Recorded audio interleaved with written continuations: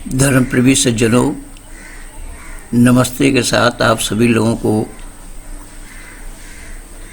परमपिता परमात्मा की असीम अनुकंपा है जो सच्चाई से आप लोग रूबरू हो रहे हैं। कल 13 अगस्त 20 को हमारे परम मित्र एडवोकेट माननीय बलराम राम जी ने शाम को 4 बजे का जूम ऐप से एक कार्यक्रम रखा था और वह वेद ही ईश्वरीय ज्ञान क्यों है या ईश्वरीय ज्ञान वेद है या कुरान, इस विषय पर उन्होंने सवाल किया था मेरे से। उस सवालों का जवाब मैं दिया हूँ, लेकिन उनका इंटरनेट फेल हो जाने के बाद हम लोग डिस्कनेक्ट हो गए। लगभग 21 मिनट का ये वीडियो है। इसमें मैं बहुत सारा प्रमाण इकट्ठा करके दिया हूँ और माननीय बलराम जी जो कि झारखंड के गिरिडीह डिस्ट्रिक्ट है और उसी डिस्ट्रिक्ट कोर्ट में आप प्रैक्टिस करते हैं, परमात्मा की असीम अनुकंपा है कि माननीय एडवोकेट साहब मेरे संस्पर्श में आने के बाद ही उन्होंने अपनी तैयारी की और बहुत सारे क्लाइंट इनके हैं, बहुत सारे इस्लामिक संगठन इनके आसपास हैं जिनके साथ ये बहस मुबाहिसा करते रहते हैं और आज तक कोई इनको संतुष्ट नहीं कर पाया और न इनसे कोई युक्ति, तर्क और प्रमाण से आगे बढ़ पाए। तो इसी तरीके से मैंने भारत भर में अनेकों को तैयार किया है। जो परमात्मा की असीम अनुकंपा है, इस वैदिक संस्कृति को उजागर करने में मेरा काम मैं अपने हिसाब से कर रहा हूँ। कोई संगठन मेरे साथ नहीं, ना मैं किसी संगठन से जुड़ा हूँ, लेकिन ऋषि ऋण से ऋण होने के लिए ऋषि मंतव्यों को उजागर करना, जन जन तक पहुँचा देना मैंने अपना कर्तव्य समझा और उसी को मैं उजागर करने में लगा हूँ। पर ये मत समझना कि केवल हमारे यूपी, बिहार, बंगाल और दिल्ली, राजस्थान तक सीमित है। नहीं नहीं नहीं नहीं, ऐसे मैं हर प्रांतों में बना रखा हूँ। अभी ये तो बलराम जी के साथ मेरी वार्ता सुने, बलराम जी के सवाल और मेरे जवाब सुने। अभी मैं आप लोगों को सुनाऊंगा आसामीज़ भाषा में।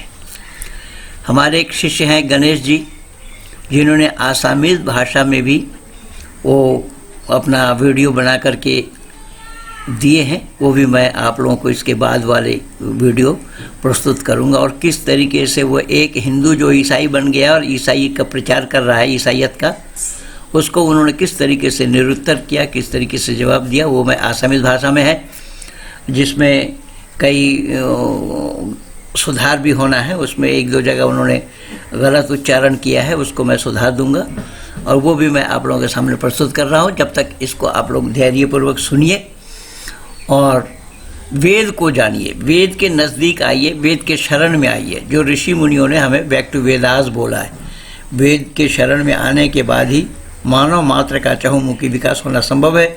ये जितने भी हिंदू, मुस्लिम, सिख, ईसाई, जैनी, बोधि, ये सब मानव समाज को बांटने वाली बात है।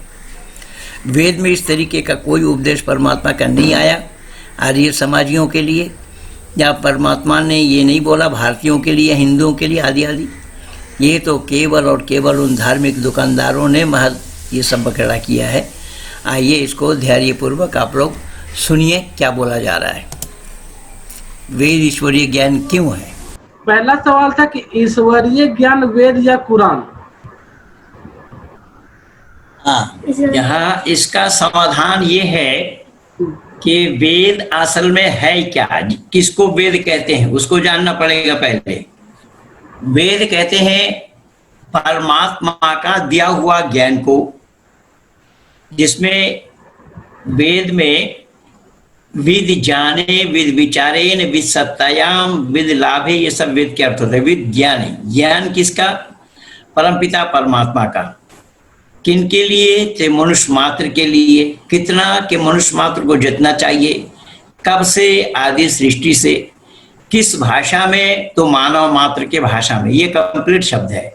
अब रही बात कि असल में परमात्मा का जो दिया हुआ ज्ञान है वो हम कैसे जानेंगे कि ये परमात्मा का दिया हुआ ज्ञान है।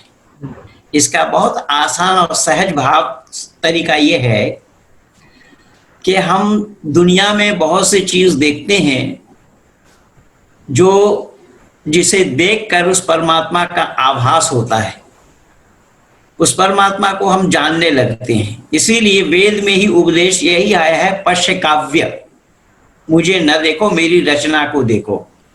जैसे मोटी मोटी कुछ एक दो बातें मैं बता देता हूं। जैसा मान लीजिए एकदम हाथों हाथ प्रमाण है कि हम जब धरती पर नहीं आए, हमारी खुराक पहले उसने भेज दी दूध के रूप में। हम अभी आए नहीं है धरती पर हमारा खुराक आ गया, खाना भेज दिया परमात्मा ने। अब वो किसी के कहने पर नहीं, किसी के मांगने पर नहीं, और मांगने से पहले दिया और जरूरत से ज्यादा दिया। अब इन चीजों को देख करके भी अगर यह मानव जो अपने को मानव कह रहा है, ये उस परमात्मा को समझने का प्रयास ना करे तो इससे बड़ी मूर्खता दुनिया में और क्या है। पहला प्रमाण। दूसरा प्रमाण यह है कि हमारी जो रोजमर्रा की चीजें हैं, मैं बहुत बार बोला हूं और आपके पास भी वो सारा रिकॉर्डिंग है और आपने भी एक दो को छकाया है इस मामले में। जैसा उदाहरण के रूप में परमात्मा की बनाई हुई जो चीजें हैं वो हमारे जरूरत से पहले है। जैसा भूख से पहले खुराक है, जैसा भी उदाहरण दिया। प्यास से पहले पानी है, देखने से पहले सूरज है, और चलने से पहले धरती है। तो धरती चलने से पहले है, लेकिन धरती पे चलने के लिए तो ज्ञान चाहिए ना। बिना ज्ञान के कौन क्यों कैसे चलेगा। इसलिए परमपिता परमात्मा ने धरती पे चलने के लिए ज्ञान दिया है, जिसको वेद कहते हैं। और ये वेद 4 भागों में बटा हुआ है। इसका 4 कांड है, ज्ञान, कर्म, उपासना और विज्ञान। इसीलिए मैं आपको बताया कि वेद का जो प्रकट होने का जो ईश्वरीय ज्ञान है वो विशुद्ध है, निर्भूल है, निर्दोष है। और ये निर्दोष शब्द जुड़ता है संस्कृत से। संस्कृत भी निर्भूल है, निर्दोष है, और ये ईश्वर प्रदत्त भाषा है। यही कारण बना कि संस्कृत को हम केवल भाषा नहीं कहते हैं, अपितु देववाणी कहते हैं। देववाणी का अर्थात देवताओं की वाणी, देवताओं ने बोला। ईश्वरीय ज्ञान की कोई पुस्तक परमात्मा की सिवा और किसी के द्वारा होना संभव नहीं है। अब जब परमात्मा के सिवा किसी और के द्वारा दिया जाना संभव नहीं है, ये हम जान गए, तो फिर यहाँ फौरन बात आएगी, तो फिर परमात्मा कौन है? क्या अल्लाह परमात्मा है, यहोवा परमात्मा है, गॉड परमात्मा है, राम परमात्मा है, या आदि आदि ये XYZ जितने भी हैं वो परमात्मा है। तो इसका समाधान ये है, क्या परमात्मा कौन है? परमात्मा के गुणों को जानना पड़ेगा कि परमात्मा का होना संभव है या नहीं है। वो सब कसौटी सामने उपस्थित करना होगा। परमात्मा दूसरा कोई होना, किसी का होना संभव नहीं है। इसका कारण यह है कि परमात्मा में दोषपूर्ण कोई शब्द नहीं है, और परमात्मा से इतर जितने भी हैं, अल्लाह देखिए, गॉड देखिए, यहोवा देखिए, राम देखिए, कृष्ण देखिए, जितना है, जो जिसने जैसा जिसको माना है। इसमें से भी बहुत से लोग तो ईश्वर को माना भी नहीं, ईश्वर को मानने से ही इनकार कर दिया है। तो इसमें देखेंगे तो गुण और अवगुण पाएंगे आप। कुछ बातों में गुण है और कुछ बातों में अवगुण है, लेकिन परमात्मा में गुण ही गुण है, अवगुण नहीं। यही कारण बना कि ऋषि दयानंद ने साफ शब्दों में लिखा है कि परमात्मा की उपासना स्तुति करना, जो स्तुति उपासना के 8 मंत्र ऋषि ने दर्शाए हैं ना, वो स्तुति का अर्थ यही दिया है। ऋषि दयानंद ने साफ शब्दों में बताया है कि स्तुति शब्द का अर्थ होता है उसके गुणों का वर्णन करना। स्तुति के माने प्रशंसा नहीं होगा, स्तुति के माने परमात्मा के गुणों का वर्णन करना, और परमात्मा में गुण ही गुण है, इसलिए परमात्मा को छोड़कर और किसी की स्तुति नहीं की जा सकती। अब नहीं होती यहां पर बात नहीं आएगी, किंतु नहीं की जा सकती शब्द पर ध्यान देना। परमात्मा को छोड़कर और किसी की भी स्तुति नहीं की जा सकती, कारण उसमें दोष और गुण दोनों है, और परमात्मा में गुण ही गुण है, दोष नहीं। क्योंकि दोष होने से परमात्मा में, तो परमात्मा न होकर के वो भी ऐसा ही कोई शय बन जाएगा, कोई वस्तु बन जाएगा, जैसा कि औरों का उदाहरण दे रहा हूं मैं। यही कारण बना कि परमपिता परमात्मा अनादि है, और ये जीवात्मा भी अनादि है, और प्रकृति भी अनादि है। ये 3 तत्व अनादि हैं। कि वेद शब्द का अर्थ केवल ज्ञान है, कि जबकि संसार के अन्य मतों द्वारा अन्य किताबों की जो विभिन्न भाग है उसमें मानव प्रदत्त होने का अनेक प्रमाण है। फिर सुनिए, इसको मैं दोबारा बोल रहा हूं कि एक वेद को छोड़ करके जो और मत मजहब वाली जितनी भी किताबें हैं, उन सब किताबों में परमात्मा का न होकर व्यक्ति विशेष के द्वारा होना या व्यक्ति विशेष के द्वारा मिलना, व्यक्ति विशेष से मिलना, इसका अनेक प्रमाण मिलता है। और वो ज्ञान की पुस्तक होना संभव नहीं है। वेद ईश्वरीय ज्ञान से है, इसमें छंद है। वेद मंत्र 3 प्रकार से की जाती है। तो वेद मंत्र 3 प्रकार से की जाती है। जैसा हम और आप पढ़ते हैं किताब में, कुछ पद है, कुछ गद्य है, लेकिन वेद की एक ऐसी शैली है जो पद में भी नहीं और गद्य में भी नहीं, इसीलिए वेद को त्रयी कहा गया, वेद त्रयी।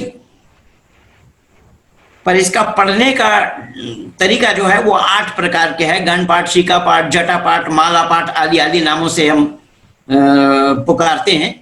और उसका तात्पर्य ये है कि वो घन पाठ, शीका पाठ, जटा पाठ, माला पाठ आदि आदि ये जितने भी पाठ हैं, तो उन पाठों के अभ्यास करने से उसके अंदर एक कलम का नींव धरना भी संभव नहीं है। नींव धरने पर भी वहां अक्षर बन जाएगा। यही कारण बना कि आज तक वेद में मिलावट नहीं कर पाए लोगों ने, वेद में मिलावट नहीं हो पाई, और उसका मूल कारण यही है। और ये सारा क्रम जो है पाठ पढ़ने का, वो केवल और केवल वैदिक संस्कृति के आधार पर, जहां हमारा वैदिक गुरुकुल चलते हैं, उसी गुरुकुलों में बेटा हो या बेटी, इन सबको ये शिक्षा दी जाती है, कराई जाती है, ज्ञान कराया जाता है।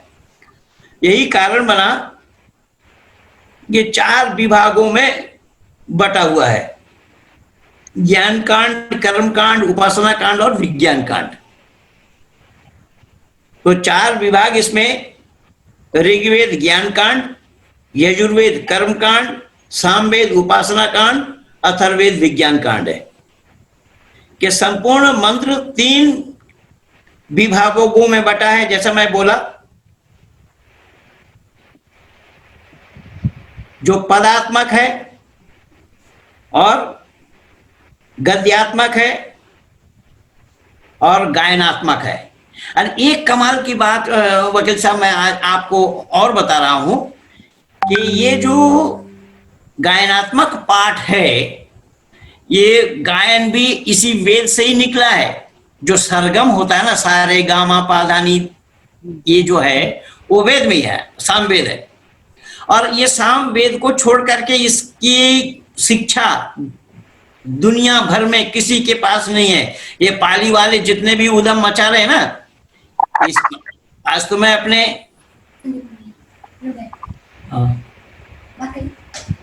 हाँ जी संदीप जी नमस्ते।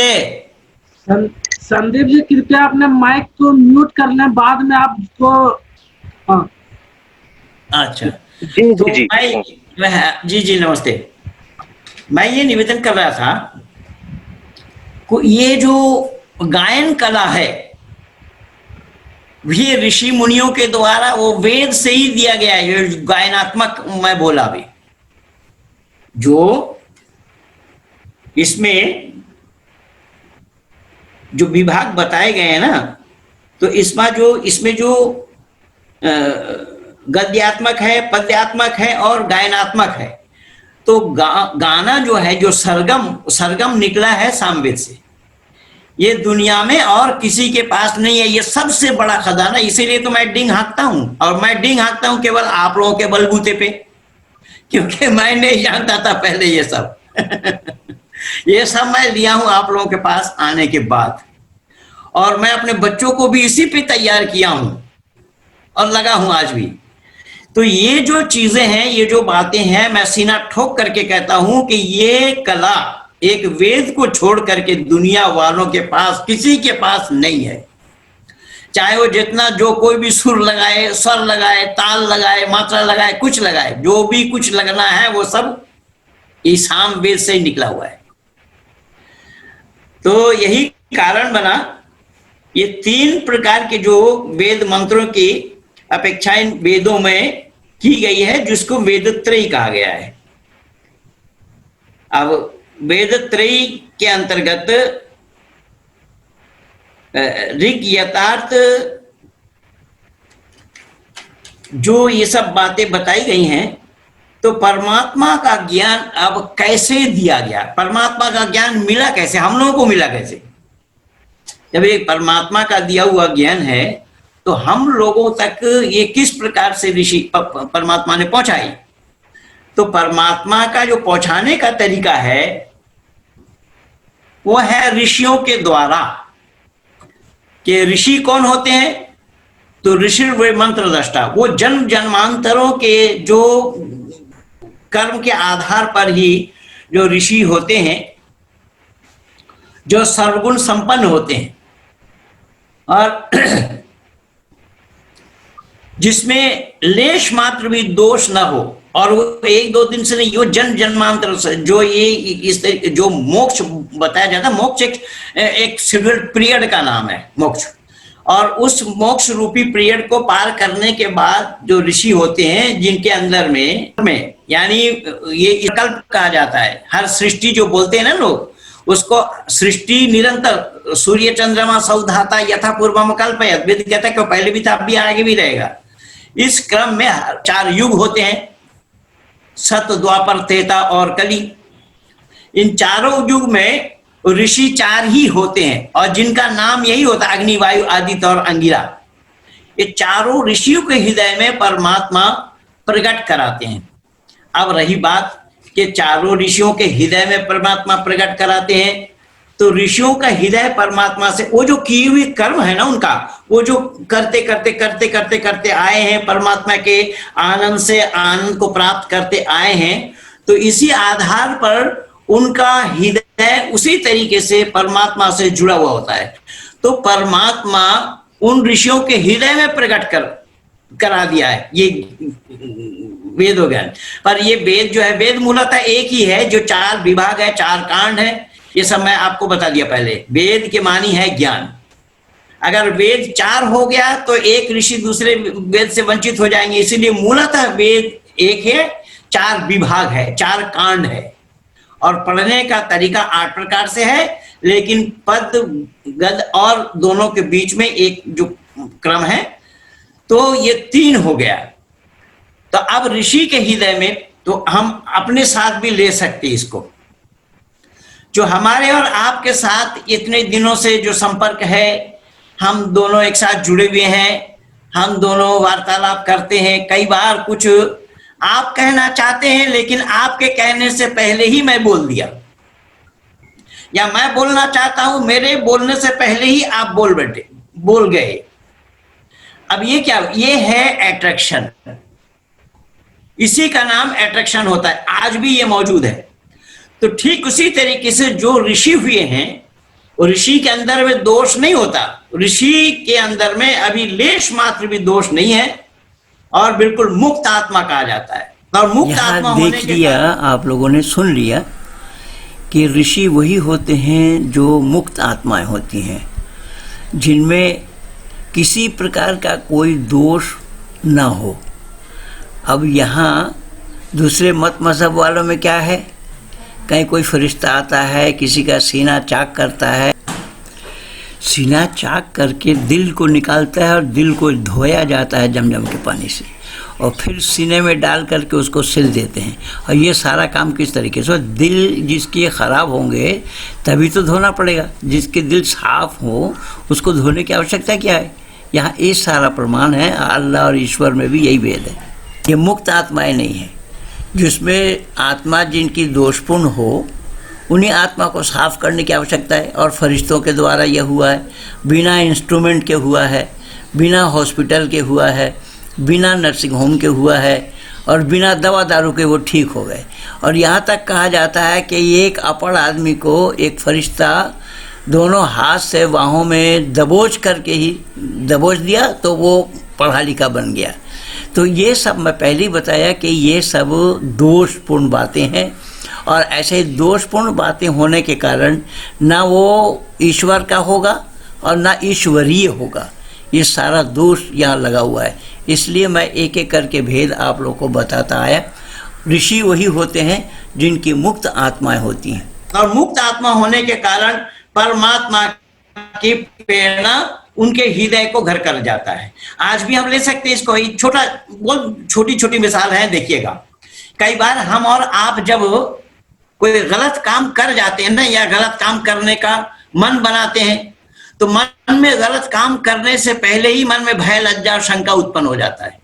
देखा होगा भैया आपने भी कई बार ट्राई करके। हम और आप नहीं, दुनिया में मानव कहलाने वाला कोई, क्योंकि परमात्मा के साथ तो हिंदू, मुस्लिम, सिख, ईसाई, जैनी, बौद्धी का कोई भेद ही नहीं है ना। ये भेद तो दुनिया के दुकानदारों ने खड़ा किया है, अपने दुकानदारी चमकाने के लिए, अपनी दुकानदारी करने के लिए, अपना उल्लू सीधा करने के लिए, अपने सामान मार्केट में बेचने के लिए, मानव समाज को एक दूसरे से लड़ाने के लिए, मानव समाज में वैमनस्यता पैदा करने के लिए, इन सब दुकानदारों का ही काम है ये। तो इन दुकानदारों ने इस काम को किया है, लेकिन परमात्मा अगर ये काम करे तो परमात्मा पर दोष लगेगा। यही कारण है कि परमात्मा कोई भी वस्तु मानव के लिए देते हैं, करते हैं, तो वह परमात्मा बिना भेदभाव के, इसीलिए वेद में आया है, यथेमं वाचम कल्याणी महाबदानी जनेभ्य। ये कल्याणी वाणी मानव मात्र के कल्याण के लिए है, केवल आर्य समाजियों का कल्याण नहीं करता, हिंदुओं का नहीं करता, भारतीयों का नहीं करता, मानव मात्र के लिए। तो यही कारण बना कि भय, लज्जा और शंका वो केवल हमारे आपके गलती करने से हमारे और आपके मन में नहीं, कि बल्कि जो कि इस वेद का विरोधी है, जो वेद को नहीं मानता, जैसे ये बौद्धिस्ट लोग वेद को नहीं मानते, कम्युनिज्म विचारधारा वाले वेद को नहीं मानते, वाममार्गी वेद को नहीं मानते, नास्तिकवाद वेद को नहीं मानते, लेकिन इनके दिल में भी भय, लज्जा और शंका उत्पन्न करा देते हैं परमात्मा। भय, लज्जा, शंका उत्पन्न कराने वाले का नाम ही परमात्मा है। अब अगला कोई ये बात ना माने, वो तो उसकी बुद्धिमानी है कि सही जानकर, सच्चाई जानकर उसको न मानना, इसका नाम हठ और दुराग्रह है। और ऋषि भी कह रहे हैं इस बात को कि सच्चाई को जानकर उस सच्चाई से मुंह मोड़ लेना, सच्चाई को इनकार कर देना। जैसे कई बार हम लोग भी लोकाचार में बोलते हैं ना कि बिल्ली को देख करके कबूतर आंख बंद कर लेती है, तो इसी तरीके से ये बिल्ली वाली और कबूतर वाली बात हो जाएगी कि भय, लज्जा, शंका उत्पन्न होने के बावजूद भी अगर हम ये नहीं मानते हैं कि कौन है वो भय, लज्जा और शंका उत्पन्न कराने वाला, जो हम काम करना चाहते हैं, अभी किया भी नहीं है, मन में आया है, लेकिन मन में आने से पहले ही वो बात आ जाती है, भय, कोई देख ना ले, लज्जा, पकड़े जाएंगे तो क्या होगा, शंका कि ना मालूम पकड़े तो नहीं जाएंगे, इस तरीके से। लेकिन यहां देखिए एक मिसाल मैं दे रहा हूं इसके साथ साथ कि अल्लाह ने अपना पैगंबर जिनका नाम यूसुफ था, और ये वीडियो मैं बना करके दिया हूं। यूसुफ बादशाह पत्नी मिस्र का बादशाह था, मिस्र का बादशाह अजीज की पत्नी जुलेखा जिनका नाम था। तो जुलेखा जब उन पर आशिक हो गई और उनको अपने कमरे में ले गई, अल्लाह ने पहले से कमरे में लिखा रखा था कि कुरान की आयतें लिखी हुई थी। अब ये अंदाजा लगाइए कि कुरान की आयतें लिखी हुई थी, वहां पर ये कहा भी जा रहा है, फरिश्ता द्वारा अल्लाह कहलवा रहे हैं, या यूसुफ लवफ़ख्तल खतियत यमहुल्लाहु इस्मिका मिन दीवानिल अंबिया।